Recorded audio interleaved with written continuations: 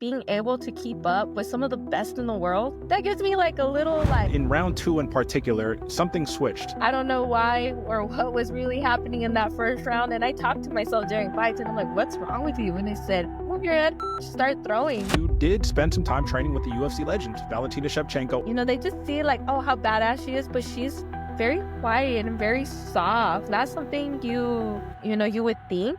But she's just so... Andrea Amaro's story is about more than MMA alone. A rising prospect in the strawweight division, she's currently 6-2, riding a 5-fight win streak and currently looking for her next challenge in the Texas-based Fury FC promotion. But she's also living and advocating for those who have been diagnosed with lupus, which is a chronic autoimmune disease where the immune system essentially attacks its own healthy organs and tissues mistakenly, showing that sometimes your hardest fights are outside of the cage. From the struggles of growing up too fast to becoming El Paso's only female jiu-jitsu black belt, her story is one of growth, resilience, and most important, never giving up on yourself. Enjoy. Whatever is going on in your life, it shows in the cage. You can't hide your struggles. Fighting has a way of exposing everything. That was a quote from you from about 2 years ago on the Conversing with Chris and Misa podcast. I want to take a twist on that though, and I want to see how that applies here today.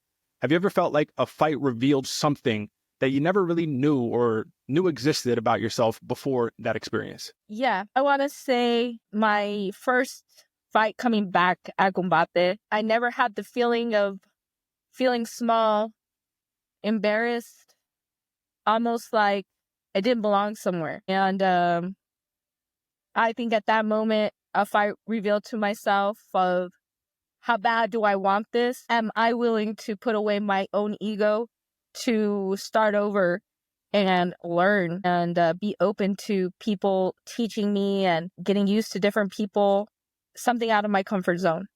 And I believe like that fight exposed that for me. And you can tell that there's a lot more that goes into it. You have a really interesting story. Talk to me a little bit about the early life, right? You're a very accomplished athlete in running in professional mixed martial arts, but all of this ties back into losing everything before you were able to rebuild it. So tell us a little bit about that. Man, I've been an athlete all my life. So, but I've always been a fighter for sure. I grew up a little rough, I had to grow up quick. My dad was sick half my life. So that means that I had to grow up super fast. I had to learn how to cook, clean, wash, do my own homework, teach myself at the age of 8. A lot of kids, if you see them at 8 years old, would you let your kid down the street? I know most parents wouldn't. And I was doing all this stuff by myself, just me and my brother. I knew like I was a fighter all my life. Sports just kind of kept me busy, gave me some type of just an escape just to be away from all of that. And,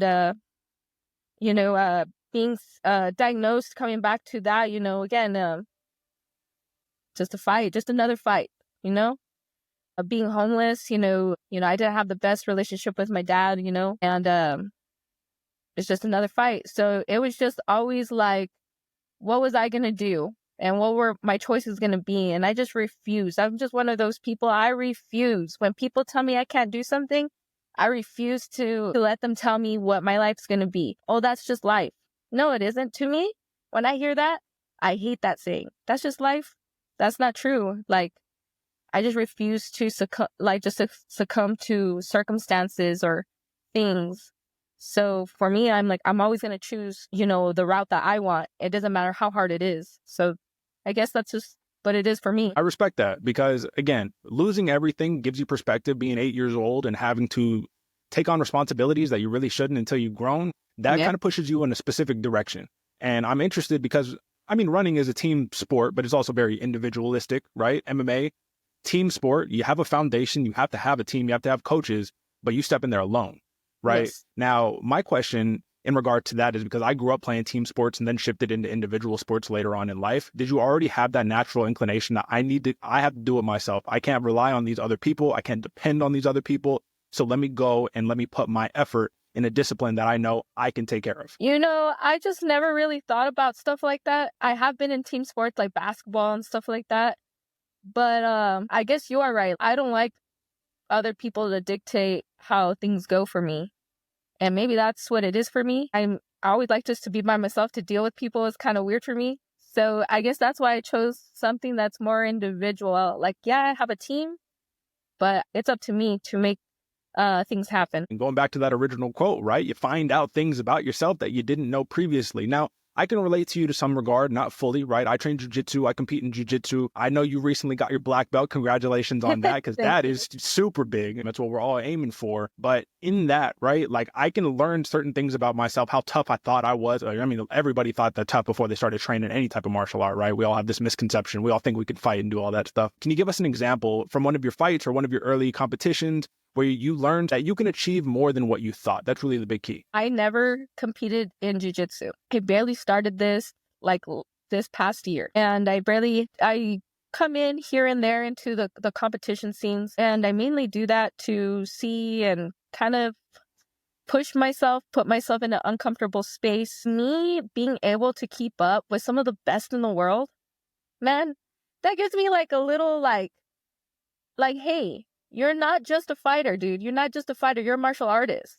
Like, we do this every day. I don't just do things for MMA.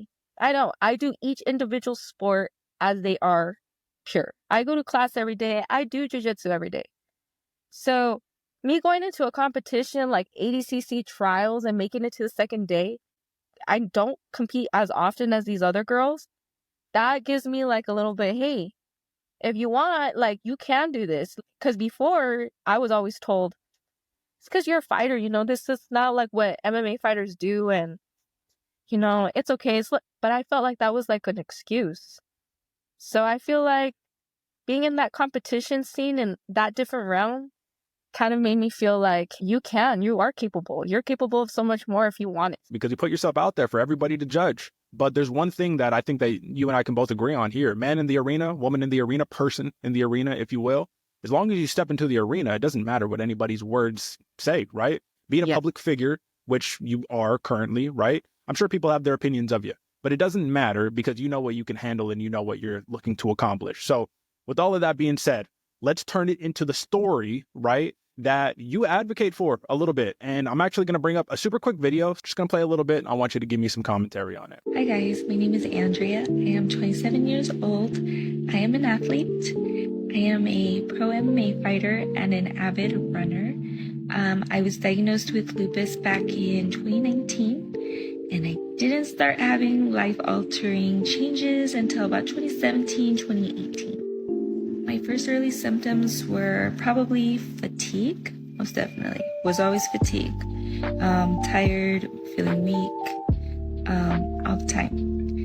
I want you to talk to me a little bit about this portion of your story right here and where it's led today. That's a tough story still in the making, because I don't even truly understand completely what this diagnosis really leads to, It kind of sucks because for a long while it was affecting me and I didn't even know it. I just was thinking like that's how I'm supposed to feel. And I hated going to doctors. I still do. I just felt like I wasn't being heard. I felt sick. I felt like, well, I guess this is what it is. Maybe everybody feels like this. They put me on some medications like prednisone. How do you pronounce the other one? Hydrochloroquine and whatever. I don't know how to pronounce it. And some vitamin stuff. That stuff made me feel worse. To get out of bed, to do the regimen that I do, it was impossible for me to do that. And it was during COVID, so it was like even worse during the time of COVID. So I kind of like decided that I was just gonna stop cold turkey. I'm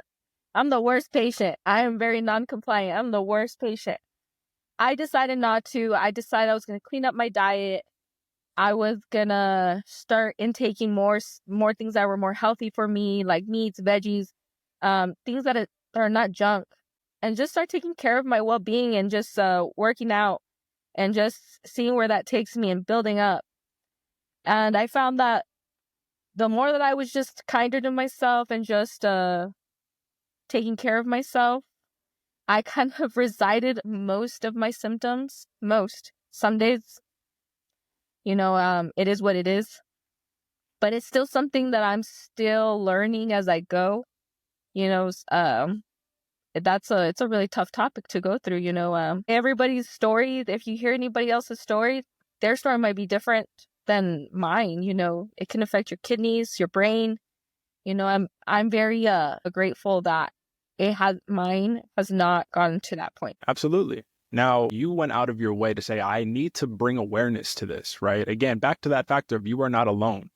When you do grow up in a situation like yours, where you feel like you have to handle a lot of responsibility on your own, it could be important to say, I can at least be a mentor. I can provide assistance in some capacity that I never had, because what's the right thing to do? I think any OG that you have, any mentor will tell you, there's one thing that you can do, just pay it forward. You know what I mean? Give back to the people who didn't have the opportunity and the resources that you had.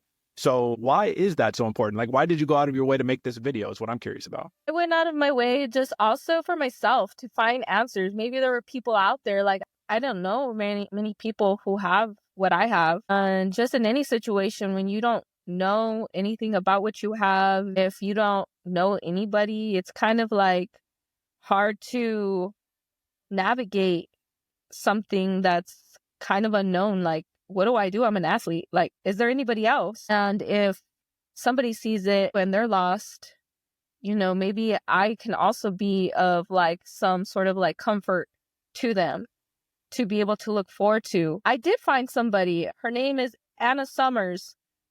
She was fighting for Combate for a little while, and she has lupus as well. She reached out to me and everything. We fought on the same card, and she's so awesome. Like, she checks on me every so often, and sometimes I'll have questions and I'll ask her, but hers is kind of similar to mine. But it was just more of like putting myself out there. Maybe I come across somebody, maybe they can share their story to help myself too.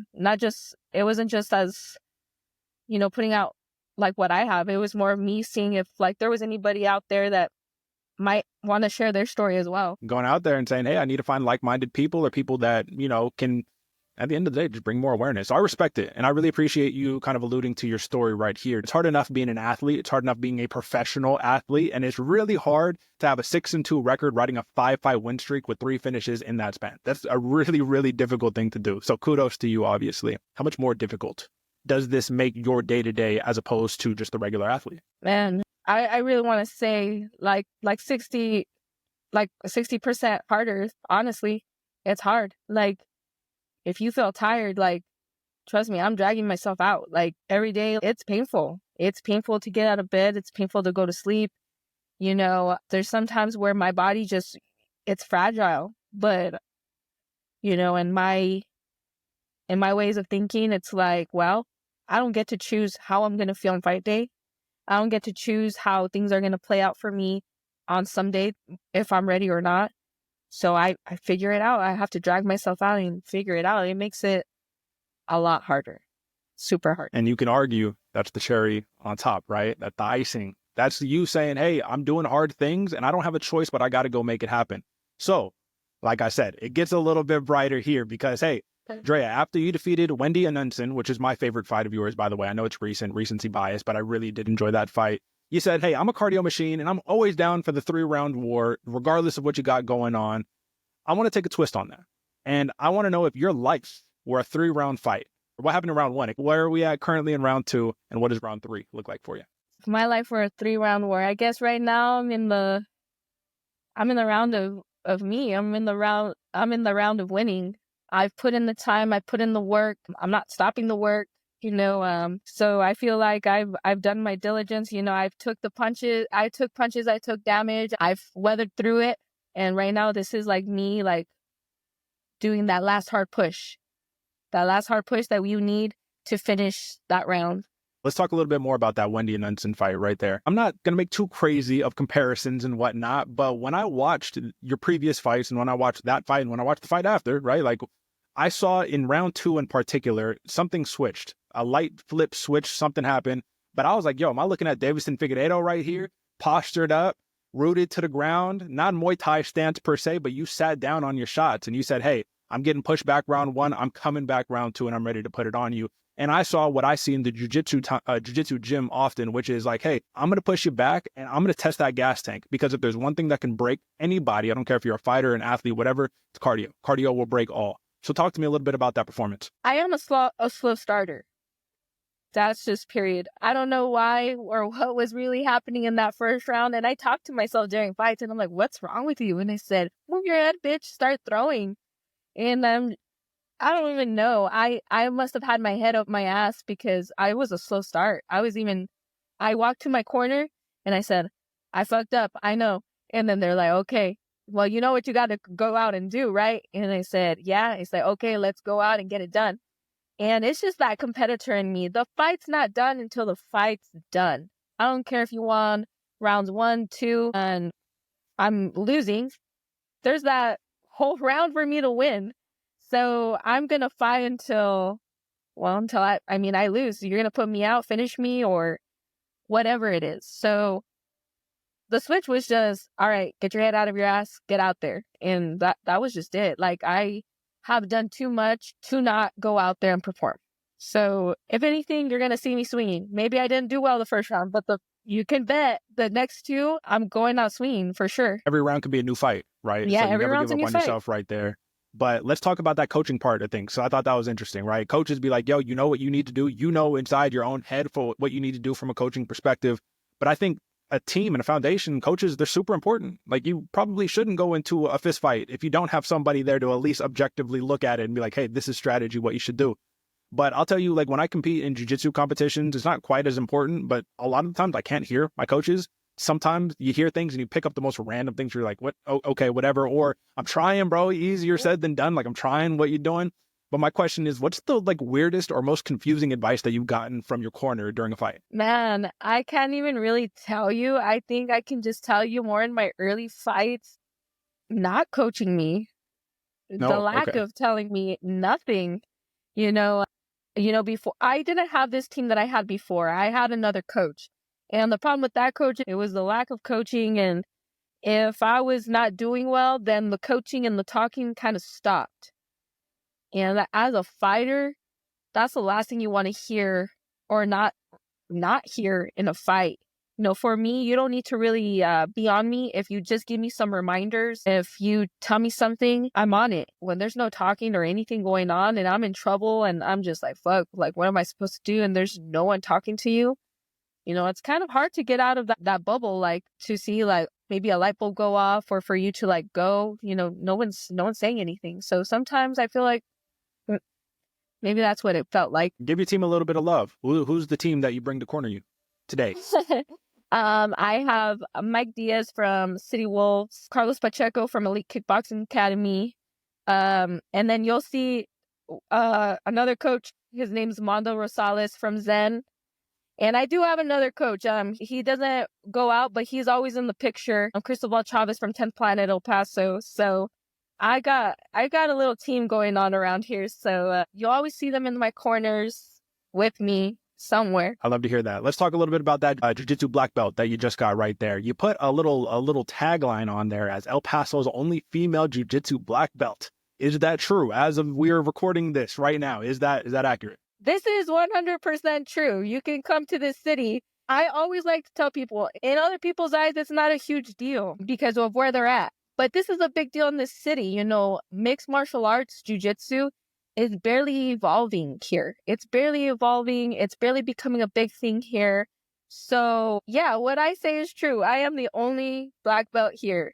And there's not many girls here. So, it's a great milestone. As MMA goes, there were a few before me, but I'm the only one doing it right now. So it's a beautiful thing right now. It's a beautiful, and I see some young girls getting into it and starting. So it's kind of, it is what it is, but it's a beautiful thing. I said that because it's an accomplishment to me. If there's anybody who ever gives you the impression that it's not a big deal or it's not a historic achievement right there, they're out of their minds. And I could tell you that from a jiu-jitsu perspective because I'm aware of how lucky I'm at. If you're not familiar, I'm stationed in Las Vegas, right? This is fight capital of the world. You have athletes from everywhere here, right?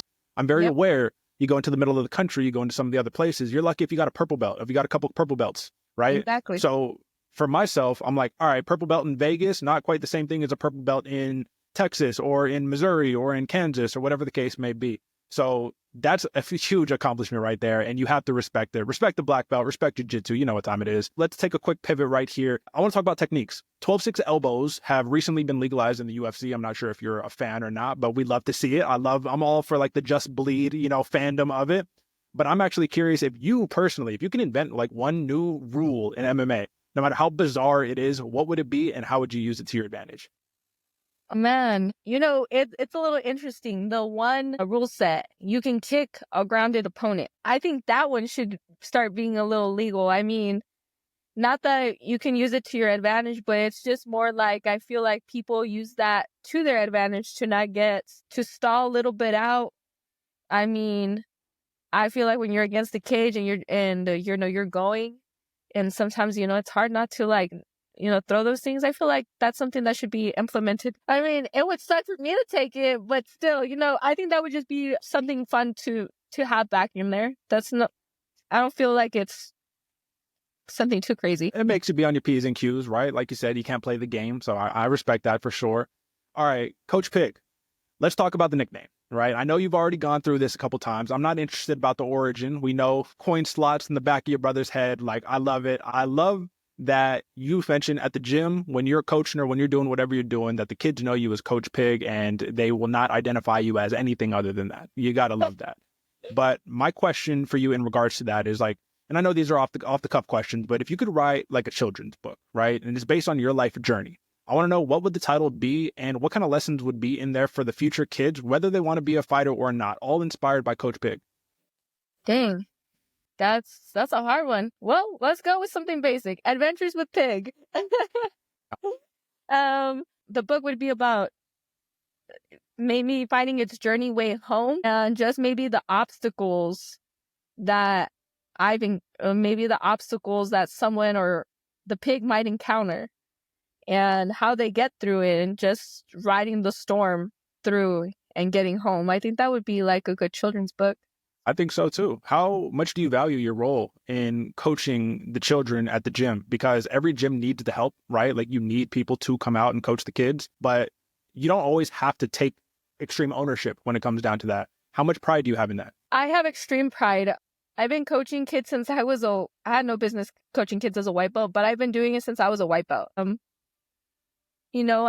think, just some kids telling me the only reason I stood as long as I did is because of you, or seeing them grown up and into teenagers and they're coming and like they bring you in, it's warmth, you truly made a difference or you brightened their day in some way. I think, I take great pride of that, and seeing the end results of some of that is beautiful. Absolutely. And I'm a big proponent too of, if you can't teach it to the kids, you don't know it yourself, right? So like, you have to go out there, you need to be active doing that. How many squeals, how many nose pokes per gym session are we doing here? Man, that's crazy. That's an everyday thing. And let the people know a little bit about that, right? I know you understand that, but where does that come from? It's from like a lot of the roles, especially when I'm rolling with the guys specifically. I don't do that to women. That's not. I like to bully the guys. If I can bully someone, if I'm squealing or poking their nose or poking their ears, some of them will tell you I fish hook them. I am a little savage out there. You hear it all day. Everybody knows I'm not prepared for today. Oh, you're going to be prepared. Like, that's just what, I kind of just brings like the fun of it, Believe me, I've taken those kind of ass beatings too, some of them not recorded, but for sure, I do take a lot of those, trust me. But it's just give and take. It's just something just to be playful, just to have fun. That's cool. Everyone's got their own unique, quirky personality in the gym. So you actually had something really cool that happened. I'm a big fan. I don't know how much I'm sure a lot of people have reached out to you, but you did spend some time training with the UFC legend, Valentina Shevchenko, amongst a bunch of other like active current fighters and that. But I'm interested about Valentina. What I want to know is not about how cool she is and how awesome of a fight. We all know that. She's the GOAT, right? We respect the bullet. What I want to know is like, what's the most random thing that you noticed about her, not as a fighter, like as a person and a friend, that some people probably wouldn't pick up on? She's very transparent. And, I know people see like this, they just see like, oh, how badass she is, but she's very quiet and very soft spoken. I know people when they're like, what they see, it's kind of, she's very kind. It's not something you would think, but she's just so kind. She's very humble. She's very to her roots, very traditional, cooking, the antiques, just very quiet. She's just like any of us. I think it was just nice to see like she's you know, it's nice to see like she's just like us. She's just like anybody. And, you know, she likes her time. She likes her space. So I think if anything I noticed, it's just like, she's just like anybody, you know, she's very to herself. She's very quiet. She's very kind, you know, very soft spoken, you know, but, I love that about her. Like, I think that's what I most enjoyed to see, that part of her. And it was pretty unique too. You got to train with her when she wasn't the champion, right? Yes. Yeah, isn't that like a very unique? I mean, look at how long she's held the belt. Like in between both title runs, listen, she accomplished the ruby or the octagon rubies and all that in the belt. Like hands down, amazing, right? But that must be really intriguing because she hasn't had a lot of her career in the UFC where she wasn't a champion. So, what was that like?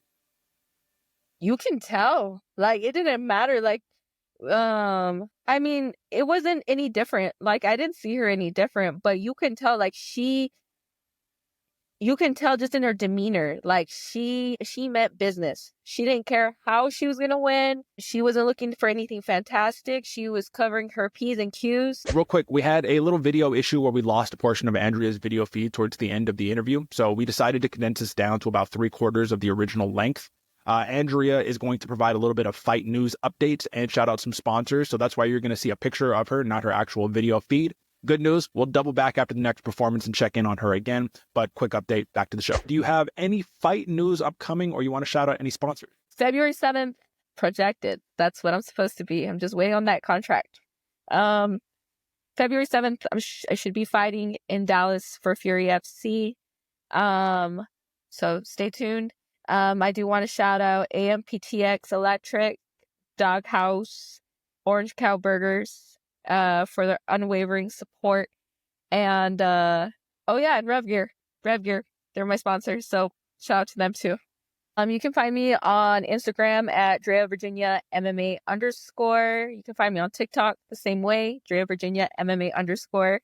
And yeah. Perfect. That's the program. Thank you, Dre. I appreciate your time here today.